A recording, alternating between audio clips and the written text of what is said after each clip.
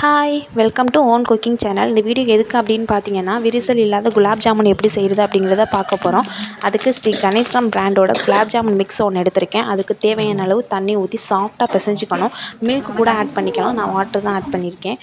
கீயை கொஞ்சம் லைட்டாக சேர்த்து அதை வந்துட்டு சாஃப்டாக பிசைஞ்சு ஒரு 15 நிமிஷம் ஊற விட்டுட்டு, அதுக்கப்புறம் ஜீரா தண்ணி எப்படி ரெடி பண்ணுறது அப்படின்னு பார்த்தீங்கன்னா, 1/2 லிட்டர் வாட்டர், 1/2 லிட்டர் சர்க்கரை சேர்த்து 4 ஏலக்காவை தட்டி போட்டு அது ஒரு கொதி வந்ததுக்கப்புறம் ஆஃப் பண்ணிடணும்.